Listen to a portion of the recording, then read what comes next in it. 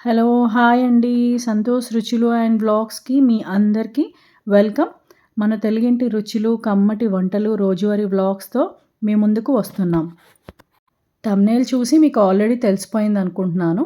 మరి ఇంకెందుకండి లేటు, పదండి స్టార్ట్ చేసేద్దాము. తెలుగింటి భోజనం అంటేనే ప్రేమతో నిండిన రుచులు కదండీ! మరి వేడి వేడి అన్నంలో నెయ్యి వేసి పప్పుతో కలిపితే ఆ రుచి వేరే లెవెల్‌గా ఉంటుంది.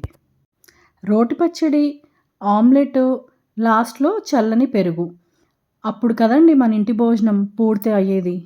సరే ఇప్పుడు మన రోటి పచ్చడి సిద్ధమైపోతుంది. అసలు వేడి అన్నంలో నెయ్యి, రోటి పచ్చడి తెలుగింటి అసలైన కమ్మదనం కదండీ! మరి రోటి పచ్చడిపై ఒక స్పూన్ నెయ్యి వేస్తే ప్రతి ముద్దలో ప్రేమ, రుచి తెలుస్తుంది. సాధారణమైన భోజనమైనా మెనూలో రోటి పచ్చడి, నెయ్యి ఉంటే చాలండి భోజనం స్పెషల్ అయిపోతుంది. ఏంటి రోటి పచ్చడి, రోటి పచ్చడి అని చెప్పి మీ అందరినీ నేను ఊరిస్తున్నాను అనుకుంటున్నానండి. ఇంకెందుకు లేటు వెంటనే ఎళ్లి మీరు కూడా ఏదో ఒక రోటి పచ్చడి చేసేసుకోండి మరి. మరి నేనిక్కడ దోసకాయ పప్పుని రెడీ చేయడానికి కుక్కర్‌లో పప్పు అన్నీ వేసుకొని సిద్ధం చేస్తున్నానండి. మరి దోసకాయ పప్పు అనేసరికి అంటే తెలుగింటి కమ్మటి రుచుల్లో దోసకాయ పప్పు కూడా ఒకటండి.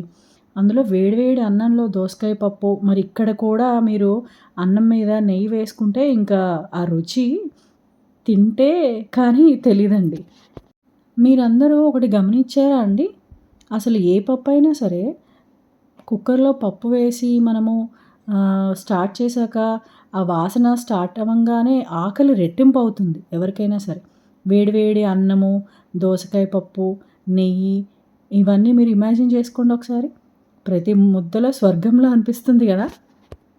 పప్పులో కొద్దిగా పులుపు, తీయదనం కలిసి రుచి కాస్త అద్భుతమైన కాంబినేషన్‌గా మారుతుంది.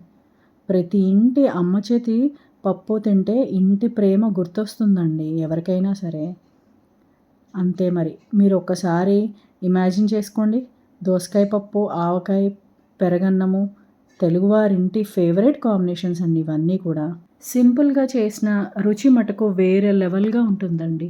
మరిక్కడ నేను మన రోటి పచ్చడికి కొద్దిగా తాలింపు వేసుకుందామని పెట్టాను. అండ్ అందుట్లో మీరందరూ రోటి పచ్చడి ఎలా నూరుతారు? రోట్లో అనుకుంటా. కానీ నేను మన మజ్జిగ విస్కర్ ఉంటుంది కదా! బటర్ మిల్క్ చేసేది అండ్ కాఫీ విస్కర్ దాంతో రోటి పచ్చడి చేస్తున్నానండి. ఇది చాలా ఈజీగా ఉంటుంది. అచ్చంగా రోట్లో నూరినట్టుగానే కొంచెం కచ్చా పచ్చాగా నూరుకోవచ్చు దీంట్లో. అచ్చంగా రోట్లో నూరినట్టుగానే వస్తుంది.